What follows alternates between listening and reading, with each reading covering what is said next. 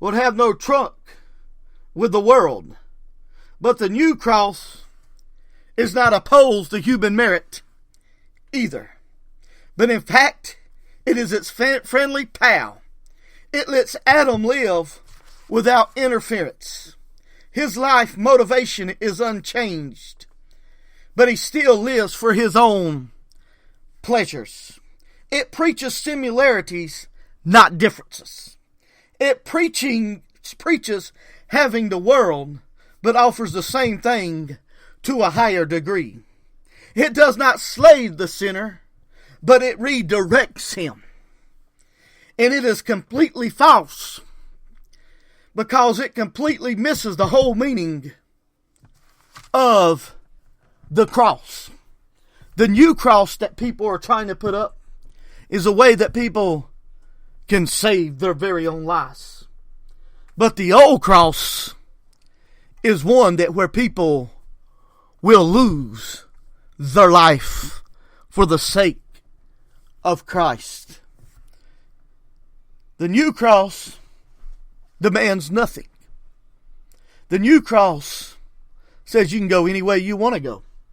The new cross does not demand repentance. The new cross says you don't even have to show up in the house of God. You don't have to read. You don't have to study. The new cross says you can continue walking the same direction that you're going to. It demands nothing. It may look like it, but the substance is totally different. But the old cross says my will be surrendered to his will. The old cross says not my will, but thy will. The old cross says I lay down my life for the message of Jesus Christ.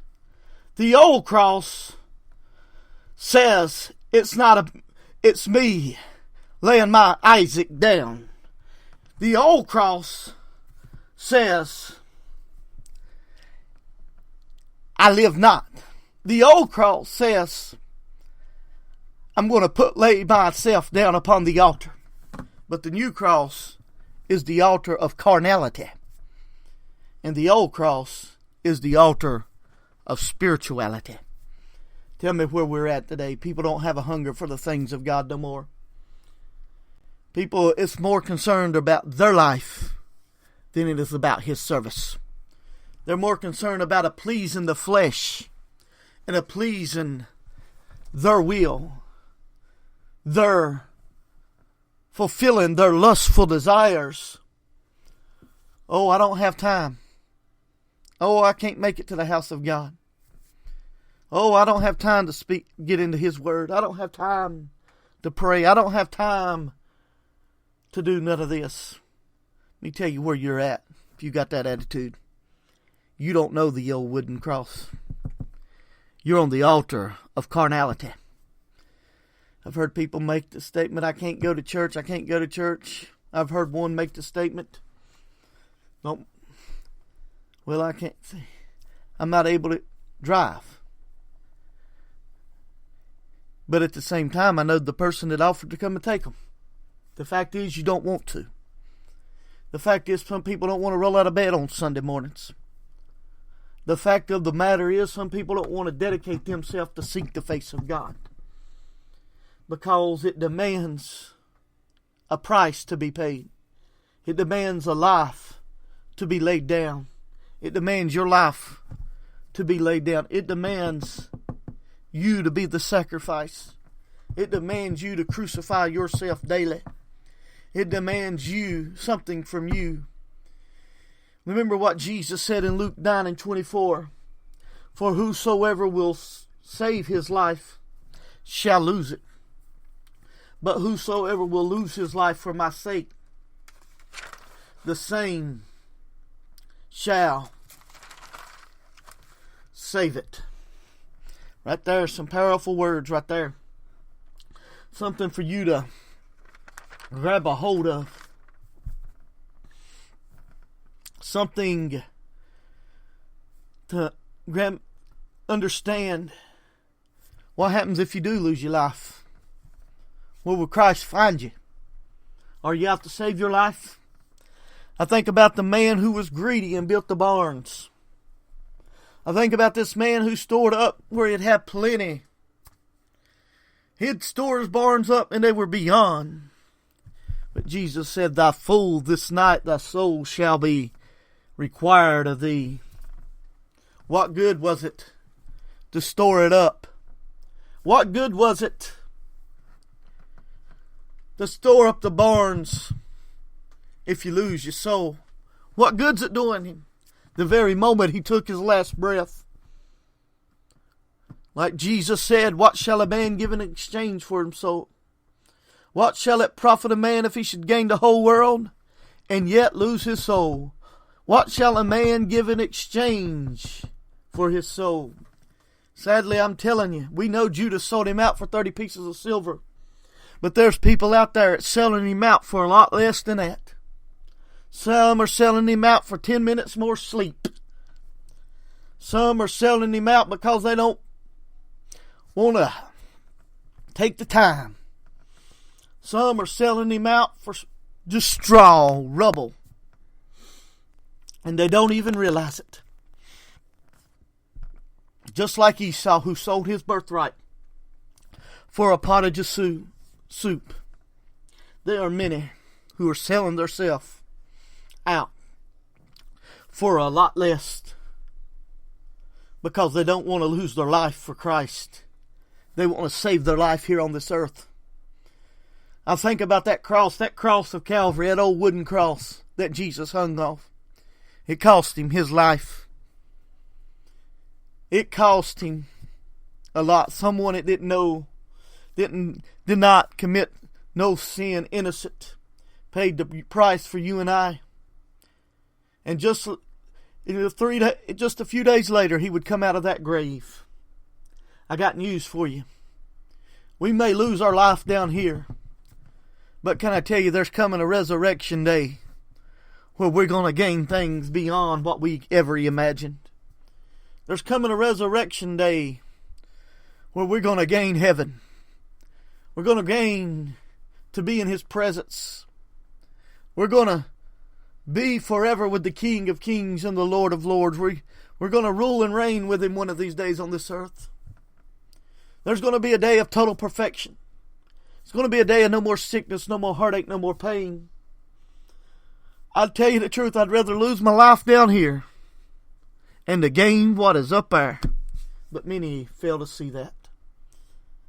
But I believe when you have an encounter with the old wooden cross, that old rugged cross, it will make your life Christ-centered. No longer self-centered, but Christ-centered. The life you will live will no longer be centered around you, but it'll be centered around Jesus Christ. The problem is today many people want their Christ to be centered around their life. They want Christ to be centered around their activities, around their pleasures. It don't work like that. We got to be Christ-centered. Our life has to be centered around Him. Our day has to be centered around Him. Romans 6 verses 3 through 5 says, "Know you not that so many of us as were baptized into Jesus Christ were baptized into His death? Therefore we are buried with Him by baptism into His death, that like as Christ was raised up from the dead by the glory of the Father, even so we also should walk in the newness of life. For if we have been planted together in the likeness of death, we shall be also in the likeness of His resurrection." I thank God for that. The new life is no longer like the former one. It's like Christ is living out that life in you tonight. When we get to the point where it's not about us and it's about Him, then you become Christ-centered. When it becomes not my will, but Thy will, you can say you're Christ-centered. When we get centered upon on the cross of Calvary, let me tell you, I believe God will do great things. When we make the object of our faith Jesus Christ and His work, I tell you, we'll get victory. Too many people look to every other thing other than Christ. They look to every other source other than Jesus Christ for answers. The modern day thinking is today, get them some professional help. All right, I'd rather get them some divine help than professional help. I'd rather introduce them to a man called Jesus than someone to tell them that they're just to pat them on the back. I'd rather give them to a man called Jesus of Nazareth who can change the life. The world will give you a 10-step program. But I've got a program. It don't take 10 steps. It just gets on your knees before God. And you trust Him and you make Him the object of your faith. The power source is the Holy Spirit. And you can gain victory today. Victory's in the foot of the cross.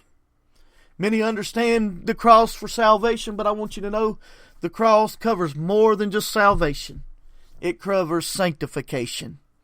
Our needs are met at the cross of Calvary. When Jesus said it is finished. That took need of everything we'd have need of. Our healing was at the cross of Calvary. Our victory comes through the cross. Our deliverance comes through the cross. But yet people seem to reject the old wooden cross. They seem to just throw it out the window. And you want to know why people don't have victory today. You want to know why people ain't set free. You want to know why people are no longer shouting the victory. Because they don't know, they have lost the center of their faith. They've lost the object of their faith and they've moved it to other things other than the cross in Jesus Christ. They put it upon themselves. They put it upon other human merit.